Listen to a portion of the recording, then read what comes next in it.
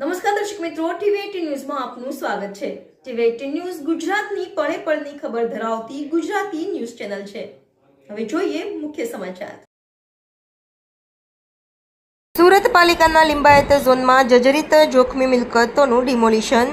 સુરતમાં કમોસમી વરસાદ વરસી રહ્યો છે અને વરસાદનું કાઉન્ટડાઉન થઈ ગયું છે, ત્યારે પાલિકા તંત્ર બિસ્માર મિલકત સામે પગલાં ભરવા માટે દોડતું થયું છે। સુરત પાલિકાના લિંબાયત ઝોનમાં જોખમી મિલકત કે જોખમી ભાગ દૂર કરવા માટેની કામગીરી શરૂ કરવામાં આવી છે। સુરત પાલિકા દર ચોમાસા દરમિયાન શહેરમાંથી જર્જરિત મિલકત શોધે છે અને તેને રિપેર કરવા અથવા ઉતારી લેવા માટે નોટિસ આપી છે।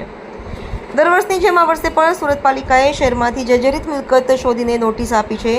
જોકે કમોસમી વરસાદ શરૂ થયો છે અને આગામી દિવસોમાં ચોમાસાની સત્તાવાર શરૂઆત થશે, પરંતુ હજુ પણ સુરત શહેરમાં 1563 મિલકતોનું રિપેરિંગ બાકી। 91 મિલકતો હજુ પણ જોખમી રીતે બિસ્માર છે। આ કામગીરી દરમિયાન પાલિકાના લિંબાયત ઝોનમાં કુંભારિયા ગામમાં જરૂરત તથા અતિ જોખમી મિલકતના મિલકતદારો સાથે ચર્ચા કરીને તેની સમજાવટ કરી રહેણાંક મકાન જે જોખમી હતું તેનું સ્વૈચ્છિક ડિમોલિશન હાથ ધરવામાં આવ્યું છે। આવી જ રીતે ડિંડોલી ખાતે આવેલા જલારામનગરમાં પણ જોખમી મિલકતની બાલ્કની ઉતારવાની કામગીરી હાથ ધરવામાં આવી હતી। ટીવી18 ન્યૂઝ ગુજરાતી, સુરત।